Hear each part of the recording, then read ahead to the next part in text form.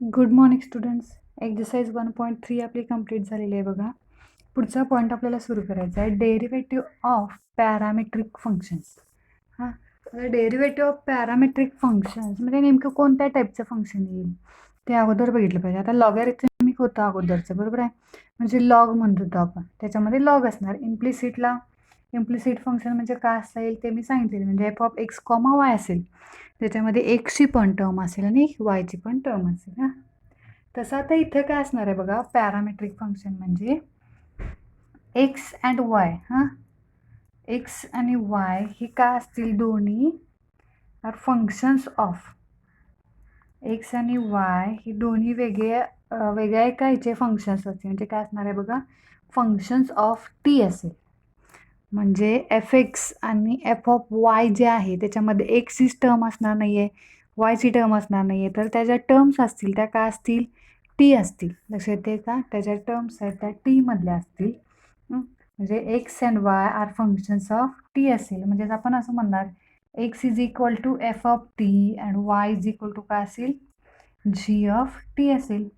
X is equal to आणि y is equal to, म्हणजे एक्सची सेपरेट व्हॅल्यू दिलेली असेल टीमध्ये, वायची सेपरेट व्हॅल्यू टीमध्ये दिलेली असेल, आणि ते दोन्ही आपण डिफरन्शिएट करणार असतो. हां, मग या फंक्शन्सला then these equations are said to be parametric functions. These equations are said to be parametric functions. यालाच आपण काय म्हणणार आहे, पॅरामेट्रिक फंक्शन्स असं म्हणणार आहे. बघा, लक्षात येते का, इम्प्लिसिट फंक्शन म्हणजे काय होतं, F of X comma Y होतं. लक्षात येते, इम्प्लिसिट फंक्शन म्हणजे F of X comma Y होतं. आणि आता हे काय म्हणते मी, की पॅरामेट्रिक फंक्शन आहे. मग पॅरामेट्रिक फंक्शन म्हणजे काय, की एक्स ही वेगळ्या फंक्शनची टर्म असेल, वाय वेगळं फंक्शन असेल, वेगळं कोणतं टी असेल, कुठलंही तिथे लेटर असेल, तर ते आपण ते दोन्ही मग सेपरेट डिफरन्शिएट करणार असते. त्याला काय म्हटलेलं आहे, पॅरामेट्रिक फंक्शन्स असं म्हटलेलं आहे. आलं लक्षात. या पॅरामेट्रिक फंक्शन्सवरती आपल्याला थेरम दिलेला आहे. थेरमचं प्रूफ विचारलं जातं. हा एक थेरम आहे, चेन रूलचा एक थेरम आहे, आणि इनव्हर्स फंक्शनचा एक थेरम आहे. असे 3 थेरम आहेत. आता तीनही थेरमची प्रूफ करायची जी मेथड आहे ती सेमच आहे. बघा, जरा आठवतं का सगळ्यांना, मेथड म्हणजे नेमकी काय होती, की स्मॉल इन्क्रीमेंट घेत होतं बघा आपण एक्समध्ये, डेल एक्स असेल, डेल वाय असेल, तसंच आहे इथं. आता या थेरमचं स्टेटमेंट बघा काय आहे, if x is equal to f of t and y is equal to g of t are two differentiable. हे कसले फंक्शन्स असतील, are two डिफरन्शिएबल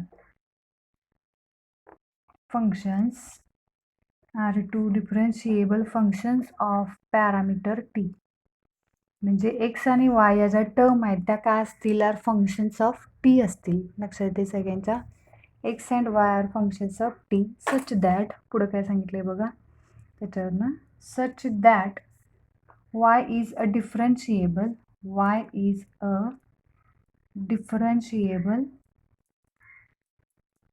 function of x, such that y is differentiable function of x असेल, then prove that. मग y हे जर डिफरन्शिएबल function असेल तर त्याच्यावरून आपल्याला प्रूफ काय करायचं आहे बघा, then prove that dy by dx is equal to dy by dx is equal to dy by dt आणि डिवायडेड बाय काय असेल, dx by dt असेल. बघा येते का लक्षात, y हे जर फंक्शन म्हणजे एक्स आणि टी जर हे काय असतील, फंक्शन्स ऑफ एक्स आणि वाय जर फंक्शन्स ऑफ टी असतील, डिफरन्शिएबल फंक्शन्स असतील ती, तर त्याच्यावरनं आपण काय म्हणणार आहे, की म्हणजे वाय हे काय असणार आहे, डिफरन्शिएबल फंक्शन ऑफ एक्स असणार आहे. म्हणजे वाय dy बाय dx म्हणजे वायचं डेरिव्हेटिव्ह विथ रिस्पेक्ट टू एक्सनं आपल्याला घेता येणार आहे. मग त्या डेरिव्हेटिव्हची व्हॅल्यू इज इक्वल टू आपल्याला काय मिळेल, सेपरेट वाय डिफरन्शिएट करायचा विथ रिस्पेक्ट टू टीनं आणि एक्स डिफरन्शिएट करायचा विथ रिस्पेक्ट टू टीनं, कारण एक्स आणि वाय काय आहेत, आर फंक्शन्स ऑफ टी आहे. त्यामुळे आपण डिफरन्शिएट करताना विथ रिस्पेक्ट टू टीनं डिफरन्शिएट करणार आहे. मग इथं पुढे फक्त काय सांगितलं, की बघा, की dx बाय dt हा नॉट इक्वल टू 0 असेल. जे dx बाय dt इथे डिनॉमिनेटरला आहे ना, त्यामुळे तो नॉट इक्वल टू 0 असेल. ठीक आहे. मग आता याचं प्रूफ आपल्याला बघायचं आहे. प्रूफमध्ये काय सांगितलं आहे बघा. प्रूफमध्ये काय सांगितलं आहे, x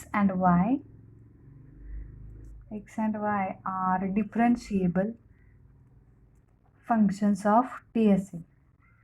म्हणजे x आणि y हे सेपरेट डिफरन्शिएट होणार आहे विथ रिस्पेक्ट टू टी ना. मग यांची आपल्याला स्मॉल इन्क्रीमेंट सगळ्यांची घेतली पाहिजे. हां, लक्षात येते सगळ्यांच्या. Therefore there be a small increment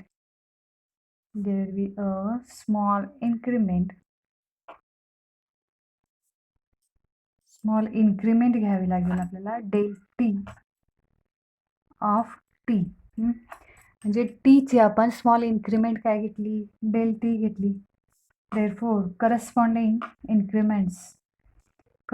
म्हणजे कुठल्या एक्स आणि वायच्या करस्पॉन्डिंग इन्क्रीमेंट्स आर. त्याच्या करस्पॉन्डिंग इन्क्रीमेंट कशाच्या घ्याव्या लागतील, इथं टीची घेतली आपण. जे राहिलं काय एक्स आणि Y, del X comma del Y. Corresponding increments del X comma del Y of X comma Y respectively.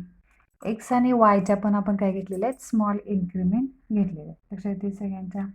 As आता ही जी स्मॉल इन्क्रीमेंट आहे ती आपण काय म्हटलेलं आहे की 0 नाही आहे, पण 0च्या अगदी जवळची असते. ते माहिती आहे सगळ्यांना. As del T tends to 0, del x tends to 0, आणि काय म्हणणार आहे आपण, डेल वाय टेन्स टू 0 असं म्हणणार. हां, मग हे स्मॉल इन्क्रीमेंटमध्ये घेतले आपण, त्यामुळे हे जे प्रूफ करायचं आहे ते आपल्याला काय करावं लागेल, स्मॉल इन्क्रीमेंटमध्ये कन्सिडर करायचं. स्मॉल इन्क्रीमेंटमध्ये ते मग आता कन्सिडर केलं. काय येणार बघा, consider del y upon del x is equal to del y by del t divided by del x by del t. हां, ही स्मॉल इन्क्रीमेंट घेतली की पुढची प्रोसेस काय असते, पहिल्या 2 थेरमला मी सांगितलेली आहे बघा प्रोसेस, तीच आहे इथं. पुढची प्रोसेस काय ना, taking limit as del t tends to 0 on both sides. Taking limit as del t tends to 0 on both sides. Both साईडला del t tends to 0 आपण लिमिट घेणार. म्हणजे काय होणार बघा आता, therefore लेफ्ट साईडला काय आहे, limit del y upon del x as del t tends to 0 is equal to, आता न्यूमरेटरला सेपरेट देणार मी limit del y by del t tends to 0 divided by limit del x by del t as del t tends to 0. हां, पण आता अगोदर आणि मी काय सांगितलेलं की अगोदरच्या थिअरममध्ये डिनॉमिनेटरला डेल टी आहे. आता तर इथं पण काय पाहिजे, limit del T tends to 0च पाहिजे. तसं इथं जर डेल टी आहे तर डेल टी टेन्स टू 0च आहे. पण इथं काय झालं बघा, इथं काय होतं की डेल एक्स आहे, पण इथं काय दिलेलं आहे, डेल टी टेन्स टू 0 दिलेलं आहे. त्यामुळे आपल्याला ते काय करावं लागेल, ते चेंज करून घ्यावं लागेल. हे कशावरून घेणार आपण चेंज करून, तर इथं दिलेलं आहे ॲज, पाहिजे तर ते परत लिहून घेत, as del T tends to जर 0 असेल तर डेल एक्स टेन्स टू पण आपण काय म्हणू शकते, 0 आहे असं म्हणू शकते. त्यामुळे तो चेंज मी लगेचच करून घेणार. काय येणार, limit del y upon del x as del x tends to 0 is equal to limit del y upon del t as del t tends to 0 divided by limit del x upon del t tends to 0. हां, पुढं आता एक एक limit एकदा left साईडचं exist होते म्हणायचं, एकदा right साईडचं exist होते म्हणून सांगायचं. हां, पण आपल्याला अगोदर हे कशावरून एक्झिस्ट होतं आहे त्याच्यासाठी पण हे माहिती पाहिजे. थेरममध्ये हे दिलेलं असतं बघा, त्यासाठी की एक्स आणि Y are 2 differentiable function of T असेल. एक्स आणि वाय हे काय पाहिजे, डिफरन्शिएबल फंक्शन ऑफ टी पाहिजेत, कारण आपण इथं divided by with respect to t घेतलेलं आहे. म्हणजे हे कशावरून घेतलं तर इथं सुरुवातीला तसं सांगितलेलं असतं म्हणून. आता इथं पण काय येणार, सिन्स, ते परत सांगावं लागेल की since X and Y are differentiable functions. Are differentiable functions of T असेल, म्हणून मग ते लिमिट एक्झिस्ट होणार आहे. Therefore limit del y upon del t as del t tends to 0 is equal to, ते काय मिळणार आहे एक्झिस्ट होऊन dy बाय dt मिळणार आहे. हां, एक्झिस्ट. हां, आणि सेम तसं काय येणार, therefore limit del x upon del t as del t tends to 0 is equal to, हे पण काय येणार आहे dx अपॉन dt, हे पण काय होईल एक्झिस्ट होईल. लक्षात येते सगळ्यांच्या. पाहिजे तर याला आपण इक्वेशन 1 म्हणूया. हां, आणि हे काय असेल, या दोन व्हॅल्यू ज्या आपण फाइंड केल्या की डिफरन्शिएबल फंक्शन म्हणजे डेरिव्हेटिव्ह जी फाइंड केली आपण, ते आता मी काय करणार इक्वेशन 1 मध्ये ॲड करणार. देअरफॉर इक्वेशन 1 बिकम्स, पुढं काय येणार बघा आता,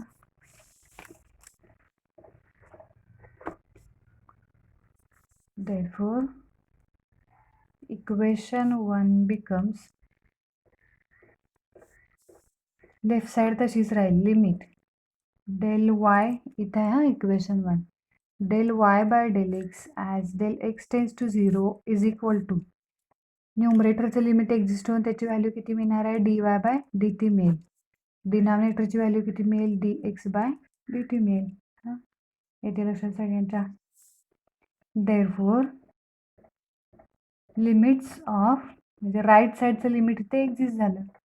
limits on right side, limit on right side exist. Therefore आता जर RHSचं लिमिट एक्झिस्ट होत असेल तर त्याच्यावरून आपण काय म्हणणार आहे की LHS ऑल्सो एक्झिस्ट म्हणणार आहे. Therefore limits on LHS, limits on LHS also exist, limits on LHS also exist म्हणजेच ते काय मिळणार आहे, therefore limit del y upon del x tends to 0 is equal to काय येणार आहे dy बाय dx. लक्षात येते का, एक्झिस्ट होईल. मग हे लिमिट काय होणार आहे एक्झिस्ट होणार आहे. याला इक्वेशन 2 म्हणा. Therefore equation 2 becomes, equation 2 becomes, याच्यामध्ये व्हॅल्यू ॲड करायची आहे. dy by dx is equal to dy by dt divided by dx by dt. येते लक्षात सगळ्यांच्या. हे मिळालं थेरमचं प्रूफ. काय केलं बघा, फक्त स्मॉल इन्क्रीमेंट घेतली. हां, X and Y differentiable function of T सांगितलं, मग टी एक्स आणि वायमध्ये स्मॉल इन्क्रीमेंट घेतली. डेल टी इन्क्रीमेंट म्हणजेच काय असते, टेन्स टू 0 असत्या, म्हणजे एक्झॅक्टली 0 नाही आहे पण 0च्या अगदी जवळच्या असत्या. Del T tends to 0, del x tends to 0 आणि डेल वाय टेन्स टू 0. मग पुढे काय कन्सिडर करायचं, जे प्रूफ करायचं आहे ते या स्मॉल इन्क्रीमेंटमध्ये आपण घेतलं. स्मॉल इन्क्रीमेंटमध्ये घेतल्यानंतर बोथ साईडला लिमिट घ्यायचं, del T tends to 0 limit घ्यायचं. ते लिमिट घेतलं की जिथं डेल एक्स आहे denominator with respect to x आहे तो फक्त चेंज करून घ्यायचा. As del T tends to जर 0 असेल तर आपण डेल एक्स टेन्स टू 0 पण लिहू शकतो. ते त्यात लिहिलं. X and Y are differentiable function of T असल्यामुळं काय केलं आपण इथं लिमिट काय होते एक्झिस्ट होते म्हणून सांगितलं. ते एक्झिस्ट झालेलं लिमिट आपण इक्वेशन 1 मध्ये ॲड केलं. मग इक्वेशन 2 वरून आपण काय म्हटलं की त्याची राईट साईड एक्झिस्ट होत्या, बरोबर आहे का. ते जे काही इक्वेशन आहे ते आता राईट साईड एक्झिस्ट होत्या, म्हणजेच लेफ्ट साईड पण काय होणार आहे एक्झिस्ट होणार आहे. ती व्हॅल्यू काय मिळेल बघा, मग dy बाय dx मिळेल. लेफ्ट साईड पण एक्झिस्ट होऊन ती व्हॅल्यू काय मिळणार आहे dy बाय dx मिळेल. म्हणजेच आपल्याला ती व्हॅल्यू नंतर तिथं ॲड केली की आपल्याला काय मिळणार आहे बघा, त्याचं फायनल आन्सर मिळेल. म्हणजे जे प्रूफ करायचं होतं ते आपल्याला इथं मिळाले. हा एवढाच आहे थेरम, आणि हे इम्प्लिसिट फंक्शनचा थेरम आहे.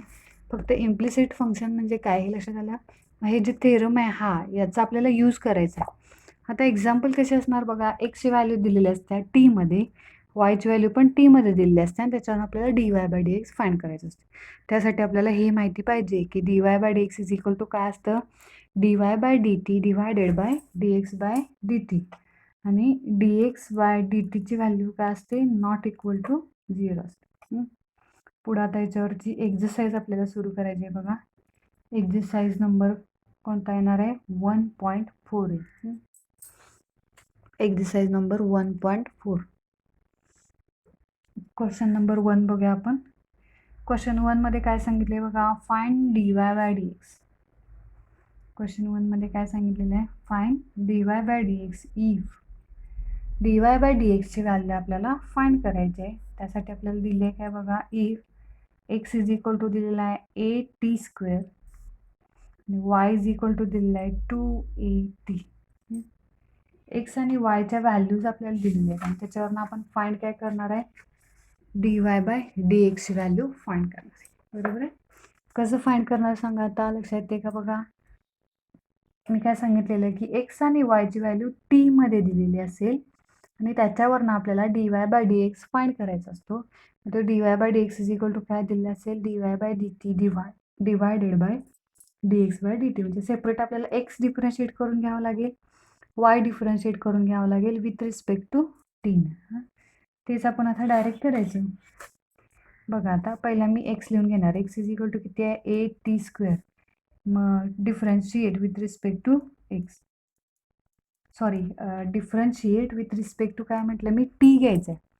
Differentiate with respect to t म्हणजे काय येणार, dx by dt is equal to d by dt of at² म्हणजे काय येईल डेरिव्हेटिव्ह, ए कॉन्स्टंट आहे, टी स्क्वेअरचं डेरिव्हेटिव्ह किती 2t येईल. म्हणजेच किती आलं 2at. कशाची व्हॅल्यू आली ही, dx बाय dtची व्हॅल्यू मिळाली. पुढे आता हा एक्स डिफरन्शिएट केला आपण आणि इकडे कॉमा देऊन पाहिजे तर इथेच लिहायचं. y इज इक्वल टू किती आहे 2at आहे. मग हा y पण आपण डिफरन्शिएट करणार विथ रिस्पेक्ट टू टी न, विथ रिस्पेक्ट टू टी म्हणजे काय येईल, dy by dt is equal to d by dt of 2at. म्हणजेच त्याचं डेरिव्हेटिव्ह काय येईल बघा, टीचं डेरिव्हेटिव्ह 1 येईल आणि 2a कॉन्स्टंट. इथं काय आलं dy बाय dt मेला ब्रॅकेट. लक्षात सगळ्यांच्या. dx बाय dt फाइंड केला, dy बाय dt पण आपण फाइंड केला. पण एक्झॅक्टली आन्सर आपल्याला फाइंड काय करायचं आहे, dy बाय dx फाइंड करायचं. Therefore dy by dx is equal to, theorem प्रमाणे ते लिहून घ्यायचं. काय आहे की dy by dt divided by dx by dt.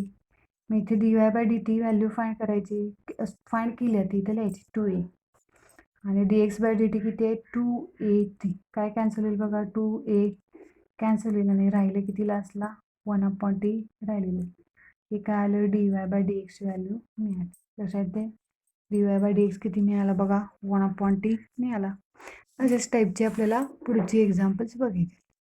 dy by dt divide by dx by dt होतं, दोन्ही व्हॅल्यू तिथं ॲड केल्या. dy बाय dx ची व्हॅल्यू किती फाइंड केली आपण 1/t. फायनल आन्सर जे येईल ते काय असणार आहे, टी मध्येच असणार आहे. नेक्स्ट बघूया एक्झाम्पल आता.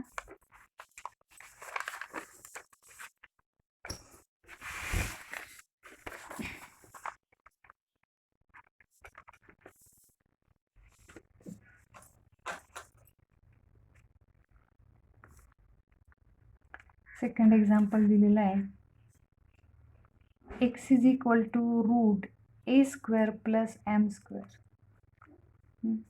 आणि y इज इक्वल टू दिलेला आहे log, y is equal to दिले लॉग ब्रॅकेटमध्ये a² प्लस m². बघा आता काय येणार आहे, x इज इक्वल टू आणि y इज इक्वल टू दिलेलं आहे. पण आता टीची व्हॅल्यू इथं दिल्या का, टी दिलाय का इथं नाही आहे. पण हे जर तुम्ही ऑब्झर्व केलं तर m दिसतंय का बघा.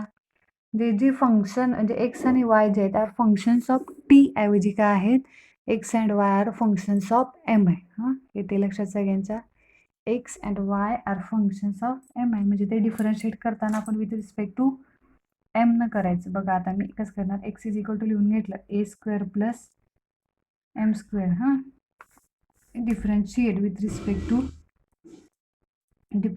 With respect to m. मग x derivative with respect to m, dx by dm is equal to d by dm root काय येणार a² प्लस m² येईल. मग याचे डेरिव्हेटिव्ह काय येणार बघा, डी बाय डी एम आणि रूट. मग रूटचा डेरिव्हेटिव्ह किती येईल, 1/2 route a square plus m square. हां, मग रूट एक्सचं डेरिव्हेटिव्ह आपण काय लिहितो, 1/2 रूट एक्स लिहितो, बरोबर आहे. एक्स ऐवजी काय आलं, अदर फंक्शन जे काय आलं ते लिहायचं, ए स्क्वेअर प्लस एम स्क्वेअर लिहिलं. पुढं आता 1/2 route a square plus m square, ब्रॅकेटमध्ये A square काय आहे, कॉन्स्टंट आहे, त्याचं डेरिव्हेटिव्ह 0 येईल. आणि एम स्क्वेअरचं डेरिव्हेटिव्ह किती येणार विथ रिस्पेक्ट टू एम ना, ते किती येईल, 2m येईल. मग काय कॅन्सल झालं, 2 ला 2 कॅन्सल होईल. राहिलं काय बघा, m divided by root a square plus m square. हे काय आहे, d x by d m. असं आपल्याला y पण डिफरन्शिएट करावं लागेल. y इज इक्वल टू, मी आता इथे लिहून घेणार आहे बघा, y इज इक्वल टू काय आहे, log of a square plus m square. हा y आपण डिफरन्शिएट करणार विथ रिस्पेक्ट टू एम ना. मग d y by d m is equal to, इथं पण पाहिजे तर d by d m of log of a square plus m square लिहायचं. हां, मग या लॉगचं डेरिव्हेटिव्ह काय येणार आहे बघा, लॉगचं डेरिव्हेटिव्ह, लॉग एक्सचं डेरिव्हेटिव्ह काय लिहितं आपण, 1/x लिहिते. ते एक्स ऐवजी 1/a square plus m square येईल. पण एक्स ऐवजी अदर टर्म कोणत्या येईल, त्याचं डेरिव्हेटिव्ह परत घ्यावं लागेल. एक्स ऐवजी काय आहे, ए स्क्वेअर आणि एम स्क्वेअर आहे, ते परत लिहायचं. बघा आता 1/a square plus m square, ह्या ए स्क्वेअरचं डेरिव्हेटिव्ह काय येणार, कॉन्स्टंट आहे, 0च येईल. एम स्क्वेअरचं डेरिव्हेटिव्ह किती येईल, 2m येईल. आता इथे काय 2 कॅन्सल होणार नाही आहे, त्यामुळे आन्सर काय राहिलं बघा, इज इक्वल टू, म्हणजे d y by d m is equal to 2m divided by a square plus m square राहिला. लक्षात येते सगळ्यांच्या. हे काय मिळालं, d x by d m मिळाला, d y by d m आपल्याला मिळाला. पुढे आता therefore d y by d x is equal to, तो काय येणार मग, d y by d m divided by d x by d M. Value add करायच्या, d y by d m आणि डी एक्स बाय डी एमच्या value add करायच्या. बघा त्या काय येतील, इथे घेते मी. D y by d m किती आहे, 2m divided by a square plus m square, आणि डी एक्सची व्हॅल्यू किती आहे, m divided by root a square plus m square. पाहिजे तर हे इकडे मल्टिप्लाय करून जर लिहिलं तरी चालतंय. हा एम कॅन्सल होईल बघा, हे जर वरती मल्टिप्लाय केलं तर कसं मिळेल बघा, 2 divided by a square m square, आणि हा रूट वरती मल्टिप्लाय होईल म्हणजे किती येईल, root a square m square येईल. एम होता तो कॅन्सल झाला, बरोबर आहे. इथं काय होईल, ही रूटमध्ये टर्म आहे का नाही, ही टर्म रूटमध्ये आहे, म्हणजे इथं काय लिहिता येईल बघा, 2 डिवायडेड बाय, ही रूटमध्ये टर्म लिहिता येईल, त्यातला एक रूट कॅन्सल होईल, ए स्क्वेअर आणि एम स्क्वेअर, हे फायनल आन्सर मिळेल. ही कशावरून लिहिले मी लक्षात येते का, यातला एक म्हणजे एक्स जो आहे तो असा आपण लिहू शकतो, root x into root x असाही लिहिता येते एक्स आपल्याला, बरोबर आहे का. तसं ही जर टर्म भेटली तर 2 रूट लिहायचे, त्यातला एक रूट या रूट बरोबर कॅन्सल होईल आणि एक रूट इथं राहील, 2 divided by root a square m square येईल. नेक्स्ट एक्झाम्पल बघूया आपण आता. नेक्स्ट एक्झाम्पल काय दिले बघा,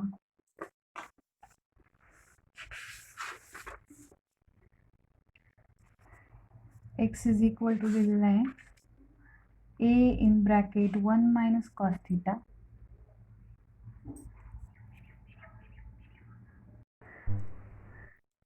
एक्स इज इक्वल टू दिले a 1 minus cos theta, y is equal to दिले b theta minus sine theta. आता हे मी लगेचच इथे डिफरन्शिएट करणार बघा दोन्ही विथ रिस्पेक्ट टू. आता इथे काय घ्यावं लागेल, टी मध्ये आहे का नाही आहे, थिटामध्ये दिसतंय, लक्षात आहे का. विथ रिस्पेक्ट टू काय घ्यायचं, थिटा. वाय पण डिफरन्शिएट करणार आपण विथ रिस्पेक्ट टू थिटानं. आता d x by d theta is equal to a constant आहे तो बाहेर तसाच राहील. इथं ब्रॅकेटमध्ये डेरिव्हेटिव्ह 1चं डेरिव्हेटिव्ह काय येणार आहे 0च येईल आणि मायनस कॉस थिटाचं डेरिव्हेटिव्ह काय येतं मायनस साइन थिटा झालं. म्हणजे काय आलं बघा मायनस मायनस हे प्लस होईल म्हणजे राहिलं काय ए साइन थिटा राहील. ही कशाची व्हॅल्यू आहे डी एक्स बाय डी थिटाची व्हॅल्यू. हां लक्षात येते का सगळ्यांच्या विथ रिस्पेक्ट टू थिटानं आपल्याला ते डिफरन्शिएट करावं लागेल. तसे इथं बघा आता काय येईल d y by d theta is equal to b constant आहे तो बाहेर तसाच राहील ब्रॅकेटमध्ये बघायचा.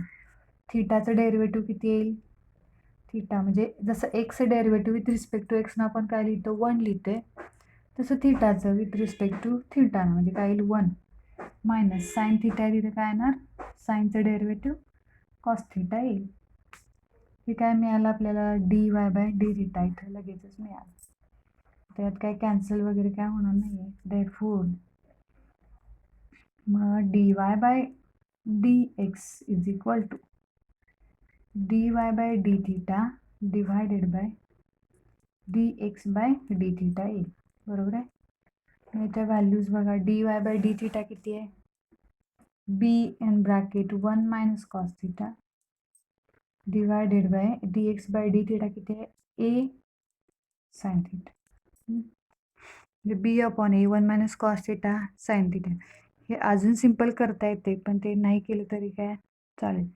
अजून सिम्पलमध्ये साइन 2 थिटा कॉस 2 थिटाचे फॉर्म्युले यूज करून आपल्याला ते अजून सिम्पल करता येईल पण आपल्याला फक्त डी वाय बाय डी एक्सची व्हॅल्यू मिळाली असं. नेक्स्ट एक्झाम्पल नंबर 4 काय दिले बघा x is equal to cos inverse of 2t divided by 1 plus t square दिले आणि y इज इक्वल टू काय दिले बघा y इज इक्वल टू दिलेला आहे सेक इनवर्स रूटमध्ये 1 प्लस टी स्क्वेअर. आता एक्स आणि वाय या व्हॅल्यू काय इथं विथ रिस्पेक्ट टू म्हणजे आर फंक्शन्स ऑफ काय आहे टीच आहे त्यामुळे तो काय वेगळं फंक्शनला डिफरन्शिएट करावं लागेल असं काय नाही. तर आता आहे हे विथ रिस्पेक्ट टू टीनं आपल्याला डिफरन्शिएट करावं लागेल.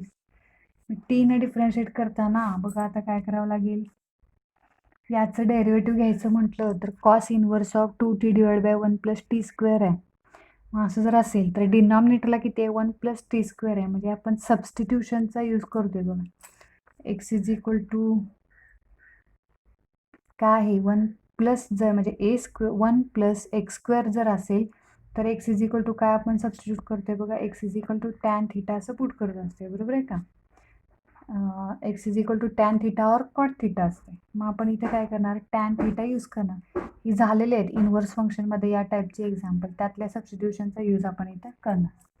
मग आता मी काय करणार एक्स ऐवजी इथे टीमध्ये आहे ना हे मग त्यामुळे काय करावं लागेल put t is equal to tan थिटाऐवजी मी वेगळं लेटर यूज केले यू यूज केलेलं put t is equal to tan u. Other function घेतले मी तर यू इज इक्वल टू परत त्याच्यावरनं काय मिळेल टॅन इनवर्स ऑफ टी मिळेल म्हणजे u is equal to tan इकडे येऊन टॅन इनवर्स ऑफ टी झालेलं आहे. हे नंतर लागेल आपल्याला व्हॅल्यूज त्यामुळे घेतली.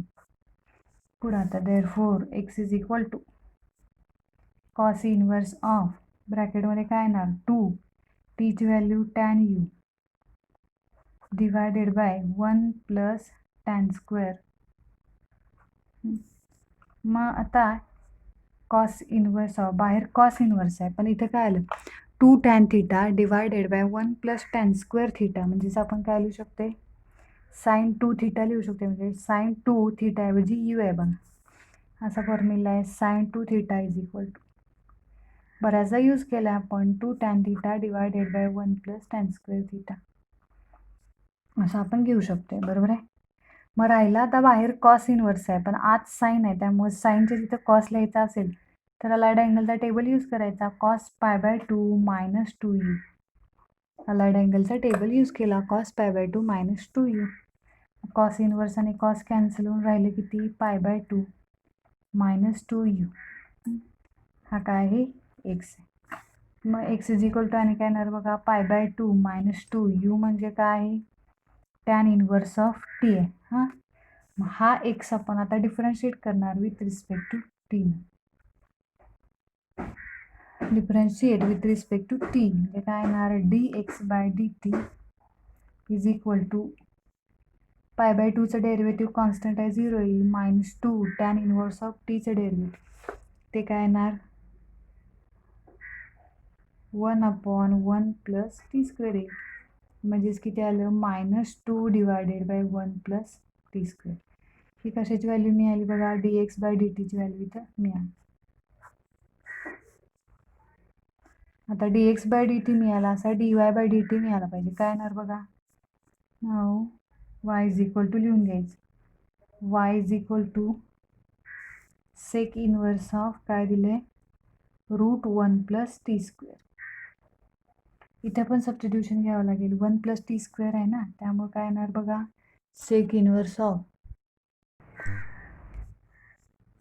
√1 प्लस टॅन स्क्वेअर यू येईल ना.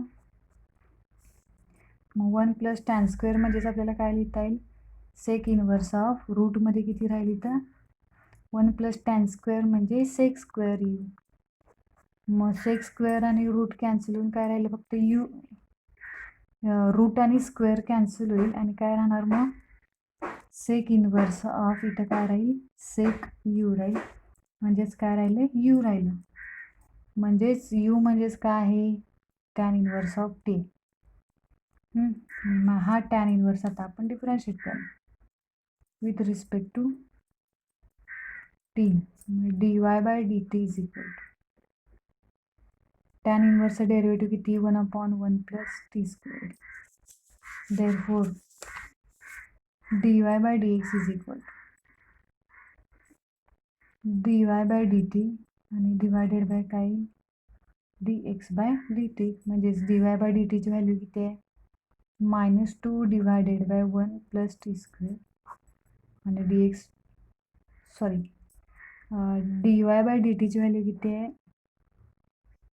1 divided by 1 plus t square आणि डी एक्सची किती -2 divided by 1 plus t square. मग काय होईल 1 प्लस टी स्क्वेअर कॅन्सल होईल, राहिलं काय फक्त मग -1/2 राहील. इथे लक्षात सगळ्यांच्या हे मिळालं फायनल आन्सर. राहिलेली एक्झाम्पल नेक्स्ट लेक्चरला बघूया.